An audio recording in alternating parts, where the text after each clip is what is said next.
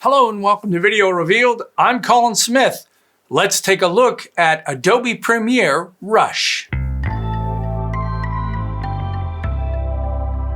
All right, Premiere Rush, which I'll just call Rush from now on, is a new video application. And the most amazing part is it syncs to every other device you have Rush on. So currently it's on Mac, Windows, and iOS. It's also coming to Android. That means that when you make an edit on one, that file is on another computer. How does this happen? Well, a little history here. Adobe created something called team projects that are for enterprise, and team projects allow people to share projects between Premiere Pro users.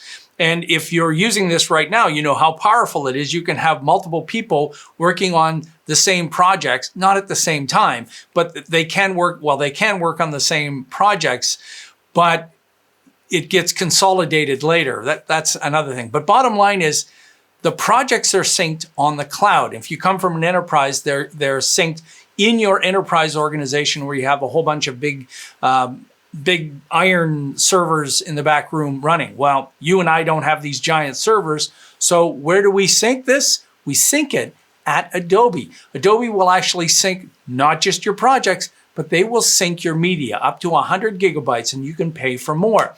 There are several different versions that you can get started. There's a starter pack where you can export 3 times only, and you can try it out for free. You can also buy Rush on its own. You can buy it with Premiere Pro. So now when you buy just the single app Premiere Pro, you get Rush with it for free.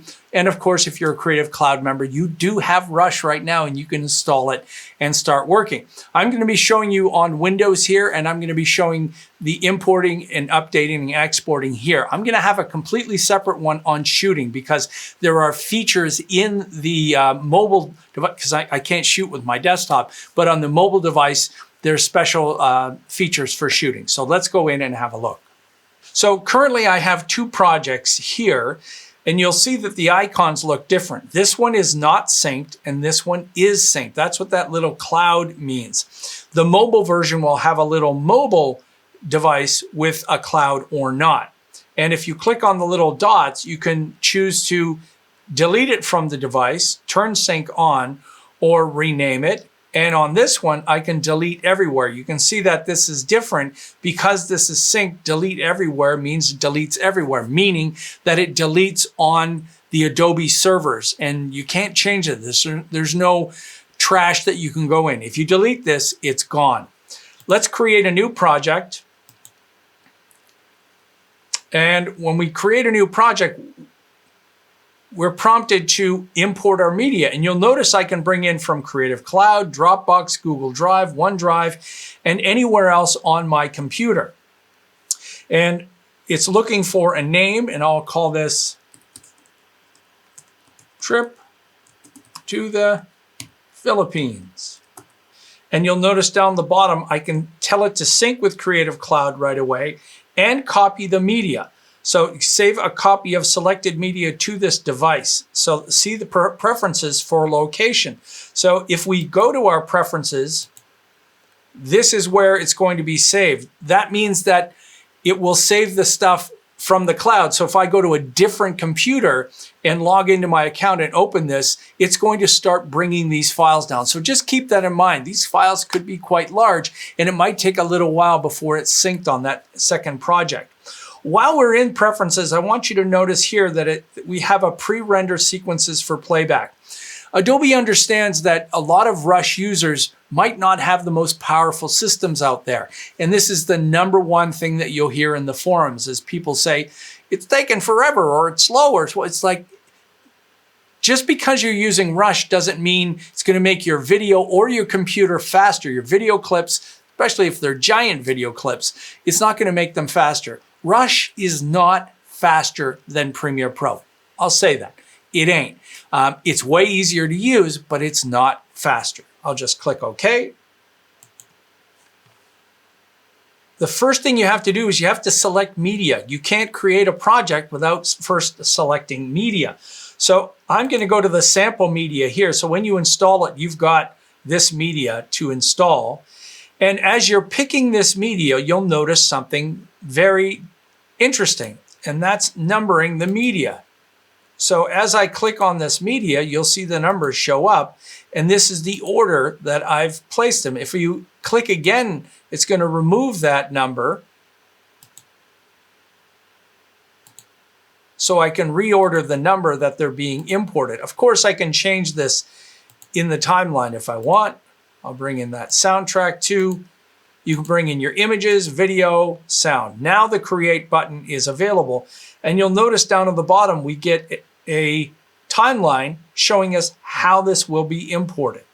And I'll click create, and you'll see this turn into a timeline.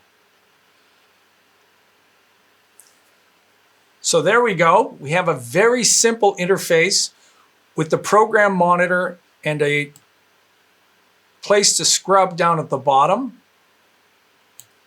You can hit the play button.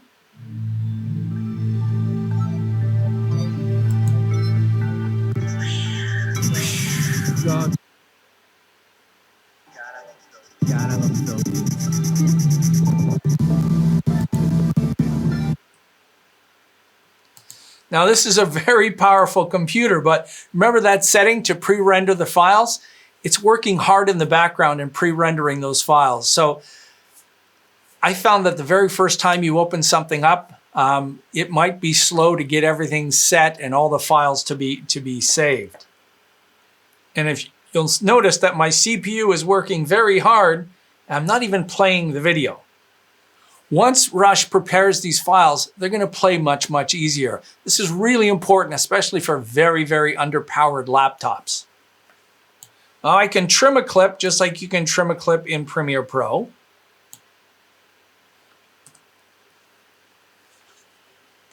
And down here in the timeline, it's very easy to see what a timeline looks like. Now, if you open this button, Control Tracks, you'll see something very familiar to Premiere Pro users, where you can turn on and off audio. You can lock tracks and turn on and off tracks. And the same with audio. You'll also see a very small audio waveform underneath this clip. If you click on this button, Expand Audio, it expands the audio on that. If I click up here and expand the audio, it's going to expand the audio for each one of these clips. And you get 4 video tracks and 3 audio tracks.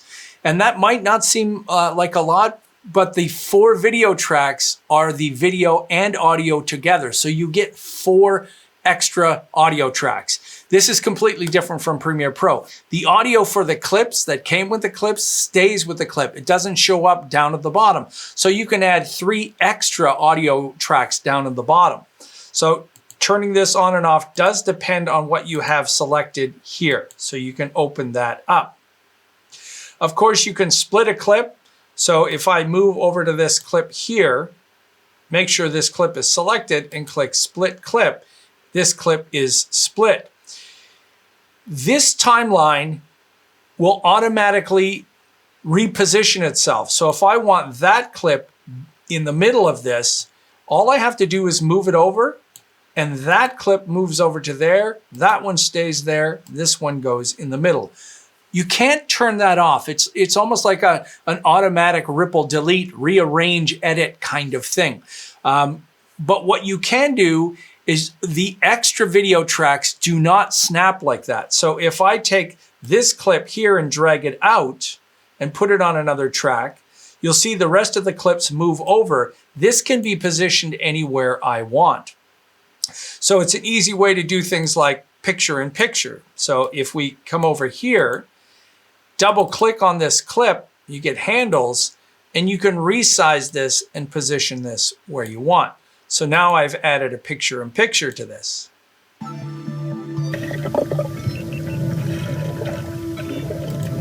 There are no keyframes, so don't go looking to keyframe this picture in picture to zoom into the top right.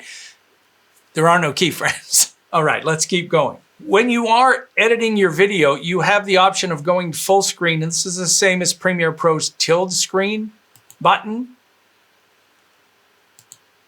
You can loop playback, And this little 3-dot menu is very important. For instance, the orientation. Adobe created Rush to not be biased to horizontal or landscape video. You want to shoot landscape? Great. Portrait? Great. Square for Instagram? Great. So you can choose portrait and it's going to give you a portrait video. It's not going to resize the video though. So if you are exporting out to vertical video, it's best to change that and then add and edit your clips accordingly. Of course, you can move these after the fact if I want. I could resize that clip. And I'll show you square video. Cuts that off a little bit, but again, you can orient that accordingly. The preview quality is also very important. High, medium, and low. If you got a really slow computer, you better put that on low. The output will always be high, but working with the clips will be low. This is not proxy mode. It's just like choosing the 1/4, 1/16, that setting in Premiere Pro. I'm gonna leave mine on high. The trash can over here can delete that clip if we want, and you can duplicate that clip. So if I click on here, it duplicates it and puts it above. And you can see that it's on another track. I'm just going to delete that with the trash can.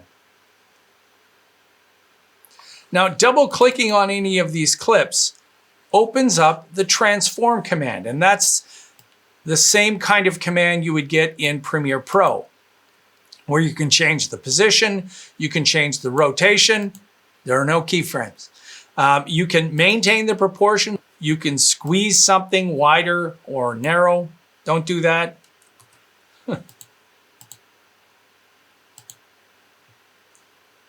And below that, there's actually a crop setting in here. So you could use this for a video on the top. So if I select that video and reset that, I could be cropping that bottom one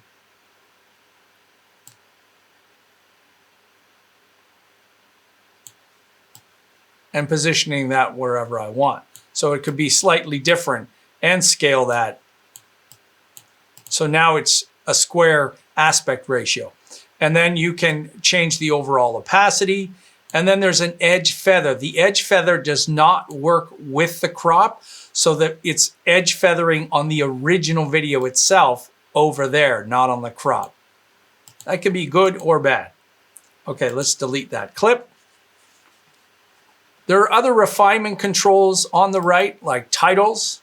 So all of the same titles that you'll see in Premiere Pro, you'll see in here, but none of the After Effects motion graphics templates are compatible. In fact, many of the things that Premiere Pro has for titles are not compatible. There's very limited set. All the effects can't be used.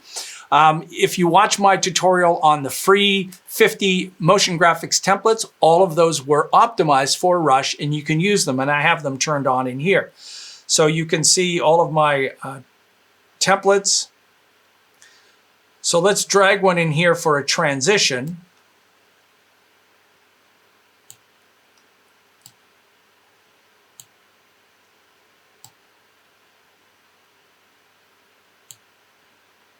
And let's put this over top of this clip. The same plus and minus keys work for zooming in, zooming out. So now I've got a transition between these two clips. But what you might notice, something very interesting, and that's this little orange line. That orange line is telling you that what I just added for an overlay title is connected to that video. You can move it anywhere you want, but the cool thing is it's a transition that I'm using, or a title, I'll show you in a sec. Wherever that clip goes, that transition is going to move with it. So let's zoom back out. Again, there's that little line. Let me just maybe make this a little bit smaller. I'll drag this over to here. Those clips will all move down, and now the transition moves with it. If I want, I can move the transition to a completely different area, and you'll see it's now attached to that clip. I think this is a really good idea because there's a good chance you've tweaked that, placed things where you want, and you want to move the clip and the transition. I wish Premiere Pro had a way of doing this. Let's add a few more of these titles. Maybe this party popper here. So as they're getting on the boat, the party popper pops. And then down here, let's add a title. My two-tone.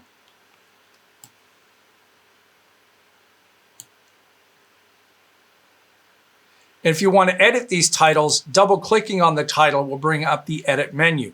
And you can see, depending on the title, what is showing here. So for instance, you could change the color of the shape, and you could change the text. So if I double-click on this and paste in the text that I had, now we've got our title, and you can see there's the little orange line showing up there. In El Nido, and this is one of the places when you... And remember, I showed you that we could expand the audio. You can also use J cuts and L cuts. So look at this. I'm moving this so that as he's talking about the blue water, Philippines in Google or in YouTube. Let's move that a little bit more. It cuts to that next clip. That's an L cut. Philippines in Google or in YouTube, you're just going to see a bunch of videos and pictures of blue water, big. So your templates are here. You can go to Adobe Stock and you can see which ones are optimized for Rush, import them in. There's free ones, there's ones you can buy. How about color? Well, there's the Lumetri color panel in here, so we can go crazy with this and change these colors. And if you go to the edit menu, you'll see all of the settings that you can edit. So we can change the exposure, contrast, highlights. We can desaturate this if we want, make it black and white. The advanced film, the advanced section in here with faded film to give this an old look, and the vignettes are here. And when you come up with something you like, you can create and save a preset. Dark vignette. Click OK. Now when we go back over to our presets, you'll see the presets that you use. So you can add those anywhere in the project. Transitions, there's only a few, but you can simply drag them. So there's a cross dissolve, drag between those two clips, and there's a cross dissolve. And you can edit that cross dissolve, edit that duration of that. And if we zoom in, you'll see the same kind of control that Premiere Pro has, where I can drag that out here and change the cross dissolve, or change the duration, or type a number in if I want. Now I showed you the transform. The audio section is pretty powerful. If you'll notice, you'll see that there's a person talking, and that little icon has identified this as a voice, and this as music, and you could change this to other, so you can change that to, it's not really music, it's other. The music is music, and you can see that down there. Let's trim that down. So you can change the overall clip volume. So if I click on here and change the clip volume, you'll see the waveform change too. You can leave it on auto volume, so it will automatically detect that. You can have it automatically balance the sound, reduce background noise and echo. These are the same noise reduction and de-reverb that Premiere Pro has. You can tell it to enhance speech and pick male or female. You can also change the channels. Now I want to show you that this channels will turn on and off depending on whether you have a clip with audio or not. So this one has audio, so I could turn one of these off if I wanted to. And if I click on the music, you'll notice auto duck comes up, and I can turn that on and tell it how much to reduce by. So if we open this up, you'll see the ducking down, and it comes back up. So if we play this, the music ducks down. Guess what we're gonna go do again? Stork off! Yay! And if that's not enough, you can reduce by less or more, and it will change accordingly. And you could turn that off completely. And if you want, you could just control that sound here, change the clip volume of that music yourself. There are no keyframes, so you're not about to automate that. You either let Rush take advantage of its powerful features to auto duck, or you turn the whole thing up or down. So if we go back over to the top left-hand side, you can add more media here. So if I click, I can add a title this way. And when I choose Add Media, it's going to bring up the same media browser so that we can go through all of our stuff here, find all the clips to bring it in. You can also do a voiceover now. So when I click voiceover, you'll see a button show up here. I'm going to click this, and I'm going to start recording my voice in a voiceover for this little tutorial. I'll click stop, and you'll notice it saves it here. Watch this. I'll go over to here, and I'll click record, and it starts recording here. You notice that, all right, it gave me a countdown of 3 seconds before I recorded, but now it's recording directly here. I didn't have to set in and out points. If you're used to doing this in Premiere Pro, you know that you have to set an in point, because if you don't, and you click the voiceover, it goes all the way back to the beginning. Rush assumes you want to start doing your voiceover right there. It backs up 3 seconds and gives you a countdown, but at least it's smart enough to know this. This is another thing I wish Premiere Pro was smart enough to do. Okay. So of course we could add more media if we want. There's very limited menu choices in here. Viewing is, of the stuff we already saw. So if you want to go to titles this way, you can. You can use optimized clips and change the preview quality. But let's just click on the share button here.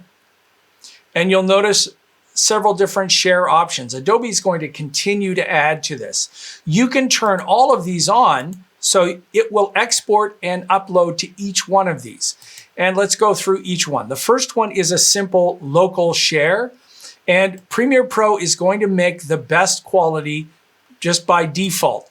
There are no other presets in here. You can make changes in here to things like frame rate, audio channels, and the quality.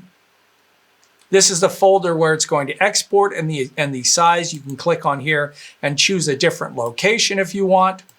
The YouTube one will allow you to sign in right to your account and upload. And again, you get to choose the format. Again, you can leave it on automatic and it's going to do the best quality. The same with Facebook. You sign into your account. Instagram requires you to export this out. So you can't go to, from the desktop, you can't go right to Instagram. You have to export this out, put it on your mobile device, and then export it out. Behance can go directly to your account. And you'll notice down at the bottom, when you are going out, you go to destinations, it renders the video, gives you a preview, and then you get to publish that out. And you can play back your video here before you export that out. Now, the last thing I want to show you is, let's go back over to our projects, and you can see there's trip to Philippines, and it's saved. I want to show you that. I'm going to close this up. Let's load Premiere Pro. And in the Premiere Pro Open dialog, you'll see a choice to open Premiere Rush project. There's the one I just made. I'll click on that one. It opens up in Premiere Pro, all the same transitions, the same cuts, the same edits, the same title, and the same L cut that I had done in Rush is all here, ready to go. The same effects that were used, you can see my effects badges are showing up in here with different effects, and the same kind of color that I'm showing. So if we go to our effects controls, turn that on and off. This is a one-way direction. I can't go back from Premiere Pro back to Rush. So it's just a great way to take your edit and move it a step further. It's a great way to share stuff. If you are working with someone who's a brand new editor and they've never touched Premiere Pro, well, you can start them on Rush and then you can take their project and move forward. If you need something that runs on mobile so that you're away from your desk, you can start editing mobile and then take it from here. There is no save as in Rush. Those team projects are being saved to the cloud. If you want to save as another version, you actually have to open it up in Premiere Pro. There is no way to duplicate a project currently anyway in Rush or save as. And all of your undos are gone once you close the project. You can undo a bunch of times when it's open. But that's one, to think about. But again, I think Rush has tremendous uses. They're on a very aggressive schedule for updates. Adobe is putting an enormous effort in Rush because video everywhere is exploding. It doesn't matter if you come from broadcast video or a YouTube content creator, or you're a dentist or you're in real estate. Video is everywhere. And people need to learn how to edit video. And something like Premiere Pro can be a bit intimidating. But Rush, pretty easy to use. A lot of really smart features for brand new users. I think Rush is an absolute winner. This is a 1.0. It's got a lot of room to grow, but I think it's really smart. So in a future version, I'll show you shooting with mobile device because that has a bunch of great features in it too. If you're new to Video Revealed and you found this informative, take a moment and subscribe. If you want to support us some more like our great supporters over with PayPal, you can do that through PayPal. There's a link in the description and one on the front of the page. You can donate one time or monthly. Till next time, I'm Colin Smith and it's my job to get to show you some of the new stuff, the exciting stuff that Adobe is doing.